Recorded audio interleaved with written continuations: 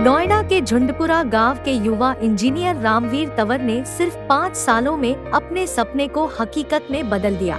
उन्होंने देश के अलग अलग राज्यों के 100 से ज्यादा गांवों में निःशुल्क पुस्तकालय स्थापित करने में अहम भूमिका निभाई है, जिससे बच्चों को शिक्षा का अधिकार मिला।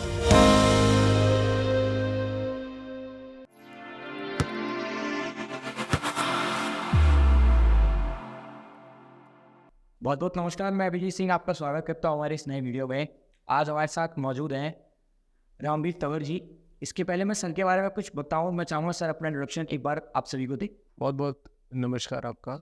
मेरा नाम रामवीर तंवर, मैं नोएडा का रहने वाला हूँ और नोएडा के एक छोटे से गांव झुंडपुरा से बिलोंग करता हूँ।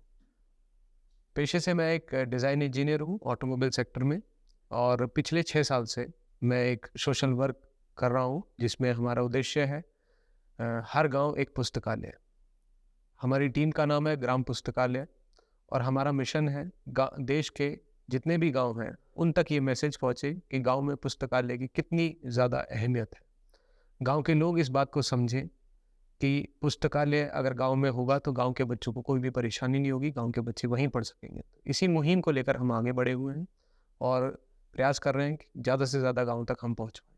फिर सबसे पहले तो मैं आपके इस योजना से बहुत इंस्पायर्ड हुआ, बहुत अच्छा लगा मुझे सुन के। ये मैं आपसे ये जानना चाहूँगा कि आपके माइंड में ये इसका थॉट कहाँ से आया, इसकी शुरुआत कहाँ से हुई और आप उसको कितना आगे तक लेके जाना चाहते हैं? बिल्कुल सही। इसकी शुरुआत जो थी बड़ी इंटरेस्टिंग सी शुरुआत है इसकी। दरअसल हमारे गांव में एक पंचायत घर था और वो बहुत बुरी ही स्थिति में था, दयनीय स्थिति थी उसकी। और उस पंचायत घर में असामाजिक तत्व बहुत ज़्यादा सक्रिय हो चुके थे, जिसको देखकर गांव के लोग बहुत ज़्यादा परेशान थे। क्योंकि जब कोई खंडर भूमि हो जाती है, खंडर भवन बन जाता है, तो उसमें आप जैसे जान सकते हैं कि हमारे जो बच्चे होते हैं आसपास के झुग्गी झोपड़ियों के बच्चे, क्योंकि हमारा गांव जो है वो सेक्टर 8 और सेक्टर 11 की झुग्गियों से सटा हुआ है। तो जो झुग्गियों के बच्चे हुआ करते थे वो वहाँ पर कुछ नशा करने वाली चीज़ें हुआ करती हैं, जैसे कुछ रुमाल से वो सूंघते थे। इस तरीके की एक्टिविटीज़ बहुत ज़्यादा बढ़ गई थी। तो जो गांव के बड़े बूढ़े थे वो बहुत ज़्यादा परेशान थे कि भैया इन बच्चों से ऐसा ना हो कल को कि गांव के बच्चे भी कहीं ना कहीं प्रभावित हो सकें। तो इस बात को सोचते हुए गांव के लोगों ने, इसमें कई सारे ऑप्शंस थे उनके पास कि सिलाई मशीन वगैरह शुरुआत कराई जाए बच्चियों के लिए। तो गांव के लोगों ने एक पंचायत रखी थी उसमें, उसके विषय के लिए। तो उस पंचायत में सुबह से मैं भी पहुंचा था उधर। तो गांव के लोगों ने सब राय मांगी थी सभी गांव के लोगों से कि क्या क्या हम इसमें कर सकते हैं। तो मैंने उन्हें एक ऑप्शन दिया था कि इसमें हम लाइब्रेरी शुरू कर सकते हैं। अच्छा, लाइब्रेरी का मेरे मन में इसलिए था क्योंकि कुछ परेशानियां मेरे साथ भी हुई थी, क्योंकि मेरे पिता चाहते थे कि मैं भी यूपीएससी के लिए तैयारी करूं, लेकिन कुछ हमारी ऐसी समस्या रही, गाइडेंस की प्रॉब्लम रही, जिससे कि मैं वो चीज़ नहीं कर पाया। तो वो कहीं ना कहीं टीज़ मन में रहता था। तो उस टीज़ को देखते हुए कहीं ना कहीं ये लगता था कि कहीं ना कहीं समाज सेवा मैं भी करूँगा, और कुछ ऐसे रूप में करूँगा जिससे कि मैं गाँव गाँव के बच्चे या गरीब बच्चों के लिए, मैं जो मेरे साथ हुआ वो गाँव के बच्चों के साथ ना हो। तो उस चीज़ को मेरे माइंड में वो रहता था। तो वो पंचायत में मैंने वही चीज़ सोची कि हम इसमें लाइब्रेरी शुरू कर सकते हैं, और वो थॉट गाँव के लोगों को बहुत पसंद आया। तो उसी थॉट के ब्याह पे लोगों ने बोला चलिए ठीक है, इसमें पंचायत घर में आप लाइब्रेरी तो बना लेंगे इसे, लेकिन चलाओगे कैसे, फंड्स कहाँ से रेज करोगे। वो समस्या बहुत ज़्यादा बड़ी थी हमारे लिए। तो हमने उस समय शुरुआत जो थी हमने दरियों से की थी। तो हमने कुछ दरिया हाँ, कुछ हमने दरिया शुरुआत में दरिया लेके आए। हमने बच्चों को धीरे धीरे उस पर बैठाना शुरू किया। तो हमने उसको लाइब्रेरी का रूप नहीं दे पाए थे, लेकिन हमने उसको सेल्फ स्टडी सेंटर बना लिया था एक तरीके से, क्योंकि बच्चे आके वहीं पढ़ रहे थे दरियों पे, तो वो एक लाइब्रेरी नहीं बन पाई। तो धीरे धीरे हमने लोगों से प्रार्थना करना शुरू किया, सोशल मीडिया के माध्यम से, फेसबुक, इंस्टाग्राम और बहुत सारे सोशल प्लेटफॉर्म होते हैं, है ना। तो हमने वो चीज़ें शुरू की, लोगों से हमने डोनेशन मांगना शुरू किया। डोनेशन हमने इन द सेंस, किसी के घर में पुराना फर्नीचर है ना, किसी के घर में पुरानी किताबें हैं, तो आप वो लाइब्रेरी में दीजिए, हमारी लाइब्रेरी में। तो हमने इस तरीके से शुरुआत में हमने डोनेशन लेना शुरू किया, और लाइब्रेरी को बहुत अच्छे तरीके से लोगों का सपोर्ट मिलना शुरू हुआ। तो हमें टेबल्स मिली, चेयर्स मिली, अलमीरा मिली हमें, है ना। हमें आरओ सिस्टम मिला, हमें फ्रिज मिला, बहुत सारी ऐसी चीज़ें हमें मिल गई जिससे कि वो लाइब्रेरी के रूप में आ गई। और वहाँ पर बच्चों ने दरियों से बच्चे टेबल पे बैठना शुरू हुए। टेबल से आज बच्चों के पास, हमारे बच्चों के पास मॉडर्न कैबिन्स हैं, उनके अंदर हर किसी के अंदर इलेक्ट्रिसिटी की फिटिंग्स है, वाईफाई है, आरओ है, सब कुछ है हमारे बच्चों के पास आज, और वो पूरी तरीके से निःशुल्क है। कितने स्टेटों में है आपकी लाइब्रेरी? सर मैं आपको बताऊं तो हमारी लाइब्रेरी तो देखिए कोई भी नहीं है। मैं अगर ये बात करूं कि झुंडपुरा लाइब्रेरी भी हमारी है तो वो हमारी नहीं है। फाउंडेशन। हमारे फाउंडेशन के माध्यम से कितने गाँव में ये प्रभाव हुआ वो मैं बता सकता हूँ आपको। मोर देन 100 से ज़्यादा प्रभाव हो चुका है। अलग अलग हमारे देश के अलग अलग राज्यों में अलग अलग जगह पर ये लाइब्रेरी बन चुकी है ऐसी, क्योंकि हमारा काम होता है कि सोशल मीडिया से या फिर हम फ़ोन पर या हम वहाँ विजिट कर कर लोगों को मोटिवेट करें। तो ये सब चीज़ें ऑफलाइन भी हैं, ऑनलाइन भी हैं? सर ये ऑफलाइन है, गांव के अंदर बनी हुई हैं। जैसे गांव के अंदर कोई भी सार्वजनिक जगह होती है, जैसे कि पंचायत घर होता है हमारे गांव में, हमारे गांव में बारात घर में कोई कमरा होता है, हमारे गांव में चौपालें होती हैं हमारे गांव में, और बहुत सारी ऐसी चीज़ होती है। जैसे गांव के कुछ लोग होते हैं समृद्ध लोग, वो गांव छोड़कर शहर में पलायन कर लेते हैं, तो उनके घर में जो खाली घर होते हैं, लोग आजकल मैं आपको बता रहा हूँ मोर देन मतलब 20 घर तो ऐसे होंगे जिनमें इस समय पे लाइब्रेरी बना दी है लोगों ने अपने घरों में, और वो जगह अपनी गांव के लोगों को दान में दे दी कि इस मेरे घर की ज़मीन पर आप लाइब्रेरी बनाइए, मैं कभी भी हस्तक्षेप नहीं करूँगा, आप लाइब्रेरी के लिए दान दे दी लोगों ने। तो ये जो दान चल रहा है ना, एक तरीके से ये बहुत बड़ा मतलब चेंज लेके आ रहा है। ये जो थॉट था ये आज गांव के अंदर इतना ड्रास्टिक चेंज लेके आ रहा है कि गांव के बच्चे जिनको ये पता भी नहीं था कि हमें करना क्या है, सिपाही से ऊपर नहीं सोचते थे, आज बच्चे कॉर्पोरेट वर्ल्ड के लिए तैयारी कर रहे हैं, डॉक्टर के लिए नीट की तैयारी कर रहे हैं, और बच्चे आईआईटी की तैयारी कर रहे हैं, यूपीएससी की तैयारी, सीजीएल की तैयारी। आज बच्चों को ये पता चल गया है ना। तो ये सार्वजनिक जगह पर ही होता है मोस्टली, क्योंकि किसी के प्राइवेट जगह पर होता है तो बड़ी समस्या हो जाती है गाँव के अंदर, है ना। पॉइंट ऑफ व्यू से आपसे बात करके मेरे को ऐसा लगता है कि आपके लाइफ के कुछ गोल्स होंगे, कुछ आपने अपने माइंडसेट किया होगा। मेरे पॉइंट ऑफ व्यू से आप शायद उसको अचीव नहीं कर पाए, आप दूसरों के थ्रू उसको अचीव करना चाहते हैं, दूसरों का भला करके। तो मैं आपसे एक क्वेश्चन बनता है यहाँ पे कि आपका एजेंडा क्या है, आप इसको कहाँ तक लेके जाना चाहते हैं?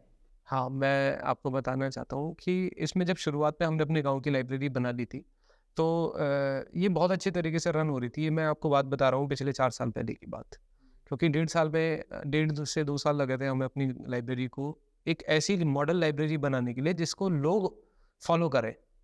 तो उसको बनाने के बाद मेरे एक मित्र हैं डॉक्टर पवन खटाना जी, तो उन्होंने मुझे एक आइडिया दिया था कि रामवीर, आपके गांव में लाइब्रेरी तो बन गई, लेकिन उन गांव तक कौन पहुंचेगा जिन गांव में ये सुविधाएं नहीं हैं। तो मुझे उनकी बात अच्छी लगी। तो उस समय पर मैंने अपने आप से एक मतलब चैलेंज लिया कि अपने लाइफ में जब तक मैं जीवित रहूँगा तब तक एक मेरा गोल सेट रहेगा कि मैं 100 लाइब्रेरी, कम से कम 100 लाइब्रेरी मैं अपने लाइफ में ऐसे गाँव के अंदर बनवाना चाहूँगा। चाहे वो मेरे फंड से बने, चाहे गाँव के फंड से बने, कैसे भी बने, गाँव के लोग खुद बनाए, कोई भी बनाए, मतलब 100 लाइब्रेरी कम से कम बननी चाहिए। हाँ, अब तो बोनस में चल रहा है। अब तो बोनस में चल रहा है। अब मतलब ये है कि मतलब अब हमारा जो चल रहा है बेसिकली, अब इनको चल रहा है डिजिटल लाइब्रेरी बनाने के लिए, है ना। क्योंकि अभी देखिए बच्चे बैठकर पढ़ रहे हैं, उसमें अध्ययन कर रहे हैं अपने तरीके से, लेकिन अब हाईटेक बनाने की ज़रूरत है लाइब्रेरी। क्योंकि मैं अभी लास्ट ईयर में जर्मनी गया था, तो मैंने जर्मनी में लाइब्रेरी देखी थी, तो मुझे लग रहा था कि अभी हम तकरीबन 50 साल पीछे हैं। तो हमें अगर वहाँ तक पहुँचने की ज़रूरत है ना, तो हमें अपने आप को डिजिटलाइज करने की ज़रूरत है ना। तो आप भी देख रहे होंगे कि किस तरीके से सोशल मीडिया का, यूट्यूब का, है ना, टेक्निकल इन चीज़ों का कितना अभी हमारे इंडिया में कितना ज़्यादा ड्रास्टिक चेंज आया है ना। आप देख रहे होंगे, अगर हम वर्ल्ड की बात करें तो सबसे ज़्यादा यूट्यूब यूज़र्स हमारे इंडिया के अंदर है ना। तो हम कहीं भी पीछे नहीं हैं, बस हमारे अंदर देरी है कि हम उस चीज़ को अडॉप्ट कितनी जल्दी करते हैं और उस पर इम्प्लीमेंट कितनी जल्दी करते हैं, है ना। तो हम वही डिजिटल करने की कोशिश कर रहे हैं उसको। हम लाइब्रेरीज़ के अंदर कैमरा लगा रहे हैं, हम लाइब्रेरीज़ के अंदर लोगों को मोटिवेट कर रहे हैं, आप एलईडी स्क्रीन लगाइए, ताकि कहीं भी देश के किसी भी कोने में बैठा हुआ कोई भी अधिकारी, कोई भी डॉक्टर, कोई भी इंजीनियर हमारे लाइब्रेरी के बच्चों से डायरेक्ट कॉन्टैक्ट कर सके। क्योंकि फिजिकल अवेलेबल होना लाइब्रेरी में बहुत ज़्यादा डिफ़िकल्ट हो जाता है ना, किसी को भी वहाँ पहुँचना। अब मैं आपसे बोलूँ कि आप हमारी लाइब्रेरी पर पहुँचिए और आपके बीच में और लाइब्रेरी के बीच में 100 किलोमीटर का चेंज है, तो आप ट्रैवल में आप अपना कितना टाइम वेस्ट करेंगे, है ना। तो अभी क्या है, सडनली आप अपने फ़ोन से देखिए, हमें ऑनलाइन एजुकेशन ने भी ये चीज़ समझाई है कि हम ऑनलाइन तरीके से भी चीज़ों को ग्रैस्प कर सकते हैं। तो वो चीज़ हमारे लिए मोस्ट इम्पॉर्टेंट चीज़ है। तो अब हम डिजिटल लाइब्रेरी की तरफ अग्रसर हैं और हमने अभी एक सहारनपुर में गाँव में बलवंतपुर, वहाँ पर हमने पूरी तरीके से डिजिटल लाइब्रेरी बनाई है और वो इतना अच्छा हमारे लिए एग्जाम्पल सेट हुआ है कि हम उसी की तरीके से और भी लाइब्रेरियों को मोटिवेट कर रहे हैं ताकि वो अपने गाँव को डिजिटल बनाए लाइब्रेरी से। विशेष गाँव से जी जहाँ पे इतना टेक्नोलॉजी नहीं, जी वहाँ से जब बच्चे उठते हैं आपकी लाइब्रेरी में जाते हैं पढ़ते हैं, तो उनके पेरेंट्स के फेस पे खुशी आती होगी। हाँ, वो आपको बहुत सारे दुआएं देते रहेंगे, तो उनके साथ क्या एक्सपीरियंस है देखिए, आपने बिल्कुल अच्छा पॉइंट बताया है। ये हमारे साथ होता भी है जब हम अपनी गांव की लाइब्रेरी में जाते हैं। तो सबसे पहली बात तो ये क्या है कि हम इतना एजम्पशन नहीं करते कि मतलब किसी के फादर क्या सोचेंगे क्या। हमें खुद को खुशी मिलनी चाहिए, है ना। जब लाइब्रेरी में जब हम जाते हैं तो वो बच्चे जब वहाँ बैठ के पढ़ रहे होते हैं ना शांति में एकदम, तो हमें वहीं खुशी मिल जाती है, सब कुछ हमें वहीं मिल जाता है। तो अगर आप कभी विजिट करेंगे ना किसी भी गांव की लाइब्रेरी में, तो आपको लगेगा कि हाँ, ये गांव के लोगों ने कितना बड़ा, मतलब कहते हैं ना कि इतना बड़ा मूवमेंट, मतलब ये इतना बड़ा आंदोलन है एक तरीके से कि आपके गांव के अंदर। देखिए, सबसे बड़ी समस्या कहाँ आती है, जब बहन बेटे बच्चे आपके 10 किलोमीटर जाके दूर पढ़ रहे हैं, है ना। लाइब्रेरी, प्राइवेट लाइब्रेरीज होती है, आप भी कहीं ना कहीं गांव से कनेक्शन आपका होगा। जब हम कुछ बनने के लिए क्या करते हैं, हम प्राइवेट लाइब्रेरीज की तरफ जाते हैं, है ना। हमारे गांव से प्राइवेट लाइब्रेरी तकरीबन 10 किलोमीटर 20 किलोमीटर दूर होगी, हमें ट्रैवलिंग में खर्चा होगा हमारा, है ना। हमारा समय बर्बाद होगा आने जाने में। और सबसे बड़ी चीज़ क्या होती है, सेफ्टी, है ना। 10 किलोमीटर 20 किलोमीटर में ट्रैवल कर रहा हूँ, बहुत सारे कई बार हादसे भी हो जाते हैं, है ना। लेकिन अगर वो चीज़ हमें गाँव में मिल जाएगी तो हमारे बच्चों का समय कितना बचेगा। यही चीज़ हम गाँव के लोगों को समझाते हैं कि अगर आप लाइब्रेरी अपने गाँव में बनाएंगे तो इन बच्चों का समय बचेगा। और जब ये बच्चे तो हमारे पढ़ रहे हैं, बेटे तो हमारे पढ़ रहे हैं, क्या हमने कभी बेटियों के बारे में सोचा है? हम बोलते हैं कि बेटी पढ़ाओ और ये आंदोलन हम चला रहे हैं, लेकिन हमने बच्चियों के बारे में सोचा? हमारी बच्चियां कैसे जाएंगी? अभी बच्चे तो हमारे जा रहे हैं 10 किलोमीटर ट्रैवल करके, लेकिन बेटियों के बारे में क्या हम बेटियों को भेजते हैं 10 किलोमीटर जाके? मैं कह रहा हूँ 10 में से एक फादर ऐसा होगा जो अपनी बच्ची को भेजेगा, लेकिन बाकी 9 बच्चियाँ तो घर रह गई ना। लेकिन अगर इसी लाइब्रेरी को उठाकर हम गाँव में ले आएंगे, तो जो बच्चियाँ अंदर घर में बैठी बर्तन मांज रही है या फिर अपने सारे काम कर रही है, तो वो उस लाइब्रेरी के लिए भी समय निकाल पाएगी, वो अपने लिए समय निकाल पाएगी कुछ बनने के लिए। उसको भी एक गोल सेट हो पाएगा। जब 20 बच्चे उसके सामने पढ़ रहे होंगे तो उसके अंदर भी कहीं ना कहीं एम जागेगा कि मेरे को लाइफ में ये करना है। मैं आप सबको बता दूं, भाई के साथ बात करके बहुत अच्छा लग रहा है। काफ़ी एनर्जेटिक पर्सन है ये, इनके अंदर बहुत सारी चीज़ें भरी हुई है, वो धीरे धीरे करके बाहर आ रही हैं कि बहुत सारे इनके अंदर नॉलेज है, बहुत ये इंस्पायर्ड हैं, बहुत कुछ करना चाहते हैं लोगों के लिए। हाल ही में भाई का नाम है लाइब्रेरी मैन, इनको एक टैग मिला हुआ है लाइब्रेरी मैन के नाम से। आइए जानते हैं कि भाई को ये टैग कहाँ से मिला और इसके पीछे क्या इनका रिएक्शन रहा, कैसा लगा इनको ये नाम। भाई बताएं फिर इसके बारे में। ये नाम के अगर मैं आपको बताऊं तो जब शुरुआत के दौर में मैं काम कर रहा था लाइब्रेरी के लिए, तो तकरीबन हमने 20 का आंकड़ा पार कर लिया था।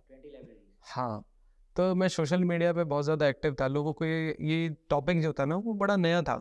मतलब जब हम बात करते थे गांव में लाइब्रेरी के लिए, तो सोशल मीडिया पे हम क्या करते थे, हम पोस्ट वगैरह डालते रहते थे, है ना। वीडियोस लाइब्रेरी की अच्छी अच्छी डालते रहते थे। तो उसमें कमेंट आने शुरू हो गए, लाइब्रेरी मैन ऑफ इंडिया ऐसे करके ना, वाह लाइब्रेरी मैन ऑफ इंडिया।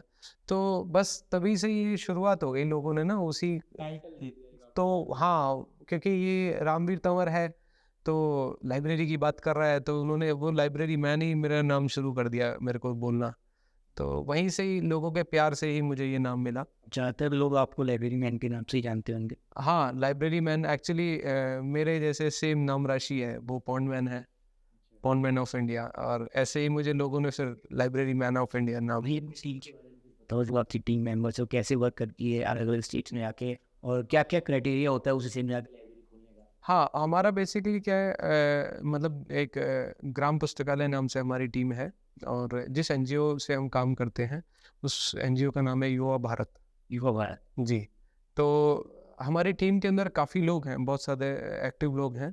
तो अलग अलग स्टेट के भी हैं लोग, वो अलग अलग ज़िले के भी हैं, तो वो अपने अपने ज़िले के हिसाब से काम करते हैं, है ना। जैसे कहीं की कोई क्वेरी आती है तो हम डायरेक्ट उसको रेफ़र कर देते हैं उस ज़िले का बंदा होता है, तो वो वहाँ पर जाके गाँव के में जाकर लोगों को मोटिवेट करता है। कई बारी हम फ़ोन पे भी करते हैं, कई बारी हम वीडियो कॉलिंग से भी करते हैं लोगों को मोटिवेट। तो इस तरीके से हम लोग काम करते हैं, काफ़ी अच्छी टीम है हमारी, है ना। और टीम के अंदर कभी कुछ ऐसा नहीं है कि मतलब कि ये इसका काम है या उसका काम है ना। तो सोशल वर्क कर रहे हैं हम सब लोग मिलके, लगता है कि जिसको जितना करना है वो उतना करता है, किसी पे कोई बर्डन भी नहीं है ना। तो इस तरीके से हम लोग काम करते मेंबर्स कितने हैं आपकी टीम में? हैं। ऐसे तो मैं बता नहीं पाऊंगा, बट लेकिन हाँ बहुत सारे लोग हैं, तकरीबन 50 से ज़्यादा लोग हैं टीम के अंदर। फाउंडेशन की बात तो हो गई, अब कुछ अपना पर्सनल लाइफ।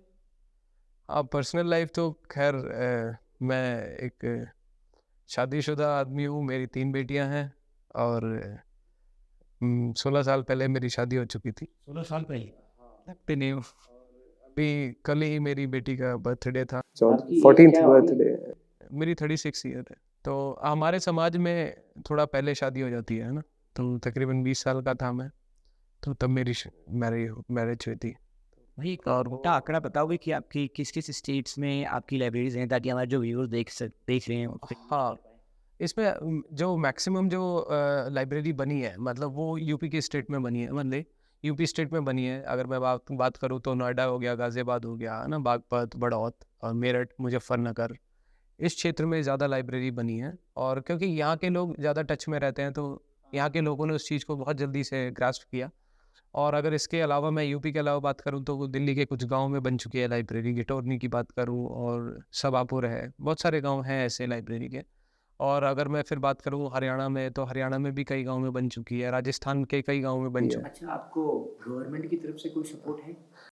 फिलहाल तो गवर्नमेंट की तरफ से कोई सपोर्ट एज सच, मतलब हमें क्या सपोर्ट के लिए गवर्नमेंट ने ना इस चीज़ को अपने बजट में, सबसे बड़ी बात है क्या है, बजट के अंदर ऐड कर लिया कि भाई लाइब्रेरी भी कोई टॉपिक है, उसके लिए भी हमें कहीं ना कहीं जगह छोड़नी पड़ेगी और उसके लिए हमें कहीं ना कहीं फंड रेज करना पड़ेगा। तो मैं अगर बात करूँ तो जो यूपी गवर्नमेंट है उसने अपने बजट के अंदर भी ले लिया इसको, और उसने गाँव के अंदर लाइब्रेरी बनाना भी शुरू कर दिया। अगर मैं बात करूँ अलीगढ़ की, जैसे कि यूपी का एक हमारा ज़िला है अलीगढ़, जो कि गौतम बुद्ध नगर से सटा हुआ है। तो इस अलीगढ़ के अंदर अभी तक मोर देन 480 लाइब्रेरीज रन कर रही हैं अभी अलीगढ़ के अंदर, और उनके टोटल गांव 800 से ज़्यादा हैं। वो 800 के अंदर लाइब्रेरी बनाना चाह रहे हैं। तो हम उनके साथ जुड़े हुए हैं, उन्हें कहीं भी हमारी ज़रूरत होती है तो हम वहाँ पहुँचते हैं। और हमारा काम बेसिकली गाइडेंस का ही है, मतलब किस तरीके से हम लाइब्रेरी रन कर सकते हैं, क्या सर्कमस्टांसेस होते हैं, क्या इश्यूज आते हैं, क्या प्रॉब्लम्स आते हैं, तो उसको कैसे हमें ओवरकम करना होता है, उस चीज़ के लिए हम लोग लगे रहते हैं। तो सारी चीज़ों में बेसिकली बात यही है कि जो एक, जैसे आपने लाइब्रेरी की बोली कि वो है गवर्नमेंट उसने हेल्प करी, तो जो पहले की थी वो तो सब आपने ही की थी ना, जो एवरेज थी गवर्नमेंट की सपोर्ट से पहले। हाँ, उसे गांव के लोग खुद बनाते हैं, है ना। मैंने आपको बताया कि किस तरीके से गांव के लोग एकजुट होकर, जैसे इसका कॉन्सेप्ट सिंपल सा है। देखिए, जैसे हमने गांव के अंदर मंदिर बनाया, मंदिर किससे बनता है? मंदिर गांव के लोगों के चंदा इकट्ठा होने से बनता है। गांव जिसके पास 10 रुपये है वो 10 रुपये लगाता है, 100 रुपये, 1000 रुपये, इस तरीके से लोग चंदा इकट्ठा करते हैं। तो सेम उसी तरीके से हमने उस कॉन्सेप्ट को चेंज कर दिया लाइब्रेरी के लिए। हमने गाँव के लोगों को ये समझाया कि आप गाँव के अंदर चंदा इकट्ठा कीजिए लाइब्रेरी के लिए। ये एक शिक्षा मंदिर है। जिस तरीके से गांव में मंदिर बनता है उसी तरीके से शिक्षा मंदिर बनाना है आपको। तो गांव के लोग इसमें बढ़ चढ़ कर हिस्सा लेते हैं। कुछ लोग उसमें 10 रुपये, 100 रुपये अपने सामर्थ्य के हिसाब से, जिस गांव में जितना सामर्थ्य है वो उस हिसाब से लाइब्रेरी बनाता है। जिस गांव के अंदर अच्छा फंड है वो अच्छी लाइब्रेरी बनाता है, जिस गांव के अंदर कम फंड है वो नॉर्मल टेबल और चेयर डाल के लाइब्रेरी बनाता है। तो मतलब बेसिकली क्या है, लाइब्रेरी बननी चाहिए, जैसी बने कैसे बने, लाइब्रेरी बननी चाहिए, चाहे महंगी बने, सस्ती बने, भव्य बने, छोटी बने, गांव के बच्चों को एक माहौल मिलना चाहिए।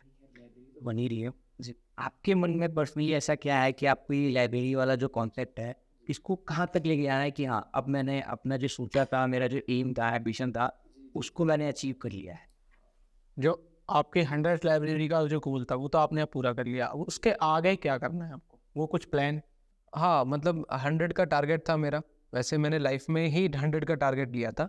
अब तो मैं केवल ये है कि अब एक अचीव हो गया है, अब जितना हो सके बोनस में जितना मिल जाए उतना अच्छा है बस, है ना। तो अभी ऐसा मैंने कोई टारगेट नहीं लिया है कि मेरे को इतने करने हैं। बस प्रयास ये है कि देश के ज़्यादा से ज़्यादा गाँव, मतलब हमारा सोचना ये है कि जितने ज़्यादा गाँव में हो जाए ये काम उतना अच्छा है। क्योंकि एक टाइम ऐसा आता है कि फिर आपको ना जाने की ज़रूरत नहीं है, एडवर्टीज़मेंट करने की ज़रूरत नहीं है। फिर क्या है, लोग अपने आप उस चीज़ को अडॉप्ट करते हैं, है ना। हाँ रिलेट करते हैं, देखिए उस गांव के अंदर भी लाइब्रेरी है, उस गांव के अंदर भी लाइब्रेरी है, तो लोग क्या करते हैं, यस एग्जैक्टली, अभी कंपटीशन क्रिएट हो चुका है, ऐसा नहीं है, मतलब लाइब्रेरी अभी भी कम लाइब्रेरी नहीं है ना, बहुत सारी संस्थाएं ऐसे काम कर रही हैं अब। ये संस्थाओं को, लोगों को उदाहरण मिला कि अगर इन गांव के अंदर लाइब्रेरी है तो हमारे यहाँ क्यों नहीं लाइब्रेरी। तो अलग अलग ऐसा भी है, अलग अलग राज्य में लोगों ने अपनी अपनी टीम बनाई है, अलग अलग स्टेट के अंदर लोगों ने, अलग अलग जिले के अंदर लोगों ने टीम बनाई है अपनी, और वो काम भी कर रही है, और ये बहुत ही अच्छा सराहनीय काम है। लोग, हम सबको मिलजुल कर काम करना चाहिए। तो ये कहीं ना कहीं जैसे यहाँ से शुरुआत हुई तो लोगों ने उसको समझा, तो उन्होंने अपनी ही टीम बनाकर काम करना शुरू किया, तो ये बड़ी अच्छी बात है। तो आपने इस लाइब्रेरी बनाने की क्या सोची? आप स्कूल भी तो चालू कर सकते थे। देखिए अभी आप मुझे बताइए कि सरकारी लाइब्रेरी कितनी है। अगर हमें एजुकेशन के लिए काम करना है ना, तो कुछ ऐसी चीज़ों पे भी काम करना होगा। स्कूल मिलेंगे आपको, कॉलेजेस मिलेंगे, लेकिन लाइब्रेरी कितनी मिलेंगी आपको? आप मुझे बताइए पूरे नोएडा में फ्री लाइब्रेरी कहाँ चल रही है? कहीं फ्री लाइब्रेरी नहीं चल रही है। सेक्टर 15 में एक लोकमंच की लाइब्रेरी है, वो चल रही है, उसके अलावा कहीं लाइब्रेरी नहीं चल रही है। तो और नोएडा में आपको बताऊँ मैं 80 से ज़्यादा गाँव हैं, लेकिन लाइब्रेरी एक है। तो ये चीज़ हमें सोचनी ज़रूरी है। अगर हम सब अपने अपने हिसाब से, जैसे मुझे लगता है कि अगर पर्यावरण में मुझे काम करने की ज़रूरत है, तो हर किसी के अंदर अंदर कहीं ना कहीं कोई टीज़ होती है, कहीं ना कहीं दर्द होता है वो, तो उस दर्द को, जिसको जहाँ ज़्यादा दर्द लगता है ना, वो उस पर काम करने की कोशिश करेगा। तो मुझे एजुकेशन के लिए दर्द था, तो मुझे लाइब्रेरी की लगी, तो मैंने लाइब्रेरी पे काम करना शुरू किया। तो हर किसी का अपना अपना इंटरेस्ट होता है, तो वो अपने इंटरेस्ट के हिसाब से फील्ड में काम करता है। भाई आप हमारी ऑडियंस से, जो लोग आपको देख रहे हैं जी, उनसे आप क्या मैसेज देना चाहोगे, उनसे आप क्या सपोर्ट चाहती हो कि हाँ, आगे आपके किस तरीके से आपको आपके साथ चले वो? जी। जैसे मैंने अपने गांव के अंदर लाइब्रेरी बनाई, हमारे साथ जुड़े हुए जितने भी लोग हैं उन्होंने अपने अपने गांव में लाइब्रेरी बनाई। तो जितने भी व्यूअर्स आपको देख रहे हैं, हमें देख रहे हैं, मैं चाहता हूँ आप सब भी एक जिम्मेदारी, छोटी सी जिम्मेदारी है, ये बहुत बड़े काम नहीं है, अगर आप इस चीज़ को कर सकें, अपने अपने गांव में लाइब्रेरी बनाने का प्रयास कीजिए। क्योंकि बहुत सारे लोग अपने गांव को छोड़ के आ जाते हैं शहर के अंदर। क्यों? क्योंकि उनके पास सुविधाएं नहीं होती। आज सुविधाओं की अभाव की वजह से ही लोग अपने गांव को छोड़कर शहर में पलायन कर रहे हैं। लेकिन अगर हम ये सुविधाएं, स्कूल, कॉलेजेस, लाइब्रेरीज, हॉस्पिटल्स, जन सुविधा केंद्र अगर अपने गांव के अंदर खोलें, तो ये गांव भी हमारे शहर से ज़्यादा विकसित हो जाएंगे, और शहर में वो सारी सुविधाएं मिलेंगी जिससे कि गांव के लोगों को, गांव के बच्चों को मार्गदर्शन मिलेगा, एजुकेशन मिलेगी, आगे बढ़ने के मौके मिलेंगे।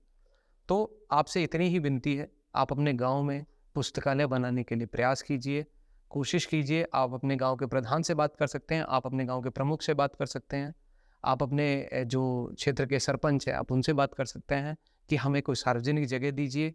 आप, गवर्नमेंट अब फंड एलोकेट कर रही है, उस फंड से आप अपने जो सार्वजनिक जगह है उसमें पुस्तकालय बनाने का प्रयास कीजिए, जिससे कि गांव के बच्चों को एक अच्छा सकारात्मक माहौल मिल सके, जिसमें वो अध्ययन कर सके, जिसमें वो अपने भविष्य को लिख सके। आपका गाँव कितना बदला है वैसे वो तक चालू करा था जब से? जी, मैं अगर आपको बताऊं, ये जो जर्नी है ना, ये बहुत ही मतलब आसान जर्नी नहीं थी ये, 6 साल पहले और अब में।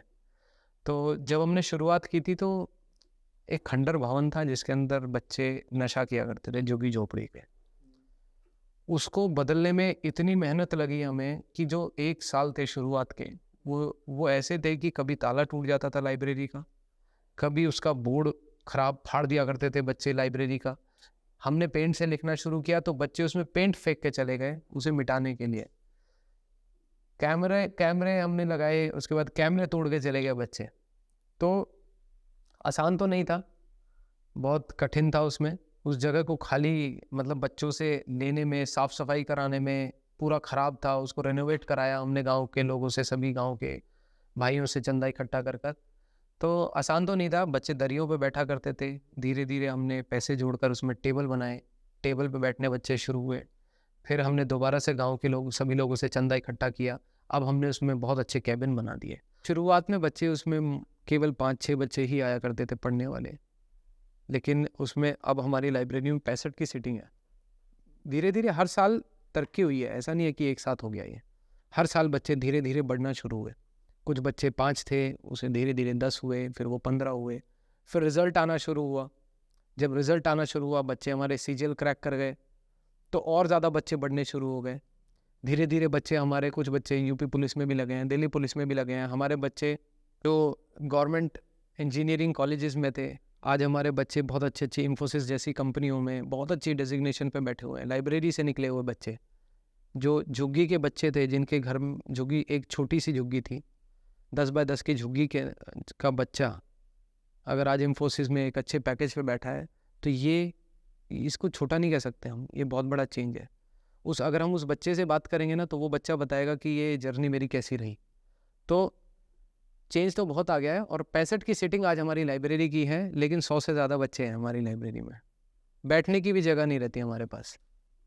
तो ये चेंज आया है, और इसी को देख देख के और गाँव के अंदर चेंज आया है ये। तो कुछ टिप्स देना चाहोगे हमारी ऑडियंस को आप? किस रिलेशन में? कि मोटिवेट करने के?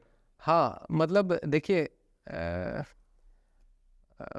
जो भी आप कुछ करना चाहते हैं ना लाइफ में, कोई भी आप अगर मकसद है आपका ना, तो उसमें हमें अपना 100% देना है। मैं तो ये कहना चाहता हूँ कि कहीं भी अपने आप से सवाल करो, दूसरे से सवाल करने की ज़रूरत नहीं है। अपने आप से सवाल ये पूछो कि तुमने अपना 100% दिया है। अगर आपको लाइफ में कोई गोल सेट करना है, यूपीएससी क्रैक करना है, डॉक्टर बनना है, इंजीनियर बनना है, यूट्यूबर बनना है, ये एक्टर बनना है, पेंटर बनना है, जो भी बनना है, अपने आप से ये सवाल पूछो कि आपने अपना 100% दिया। अगर आपने अपना 100% नहीं दिया, तो हो सकता है आप अपने गोल से भटक सकते हैं, आप अपने गोल को पकड़ नहीं पाएंगे। लेकिन अगर आपने अपनी 100% एफिशिएंसी के साथ काम किया है ना, तो ऐसा हो ही नहीं सकता कि आप अपने गोल को ना पकड़ पाएँ। तो जो भी करें, पूरी शिद्दत से करें, पूरी मेहनत से करें। मतलब मेहनत भी आपसे ये कहे कि भाई मेरी जान लेके मानेगा, तो इतनी मेहनत करो कि आपका गोल जो है ना, वो आपको आपके पास अपने आप आ जाए। इतनी मेहनत करो बस। जैसा कि आप सबने देखा, हमारे साथ मौजूद एक 36 years old man whose name is library man, जो लोगों के प्यार ने इनको एक टैग दिया है लाइब्रेरी मैन के नाम से। किस तरीके से इन्होंने अपने लाइफ में, अपने करियर में, अपने इस एनजीओ के साथ सोसाइटी में चेंजेस करने की एक मुहिम शुरू की है, उसको लेते हुए इन्होंने बहुत सारे स्टेट्स में, बहुत सारे गांव में लाइब्रेरीज ओपन करवाए हैं बच्चों को पढ़ने के लिए, जो कि फ्री ऑफ कॉस्ट है, ताकि जो नीडी बच्चे हैं उनको प्रॉपर एजुकेशन मिल सके। तो मैं तो सर बहुत इंस्पायर हुआ आपके इस स्टोरी से, आपकी इस एनजीओ से। मेरी आपके साथ बहुत सारी दुआएं हैं। मैं दुआ करता हूँ कि आपका जो एम्बिशन आगे लाइफ में वो है पूरा हो, और कहीं ना कहीं से गवर्नमेंट आपको इसमें सपोर्ट करे। गवर्नमेंट भी इस टॉपिक को लेके कुछ सोचे, इसको और बड़े पैमाने पे ले आके इसको करे, कि जैसे आप लोगों ने लाइब्रेरी का एक फॉर्मेट तैयार किया, गवर्नमेंट उसमें कंप्यूटर्स हो गया, टेक्नोलॉजीज हो गई, ये सब चीज़ें प्रोवाइड करें। और हमारे व्यूअर्स जो सर के एनजीओ को डोनेट करना चाहते हैं, वो अपने बुक्स हो गए अपने पास से, या फिर जो भी सफिशिएंट अमाउंट होता है, वो अपना डोनेट कर सकते हैं। सर के एनजीओ का इन्फॉर्मेशन आपको डिस्क्रिप्शन में मिल जाएगा। चैनल को देखने के लिए थैंक यू, वीडियो को देखने के लिए थैंक यू। लाइक सब्सक्राइब करें, धन्यवाद।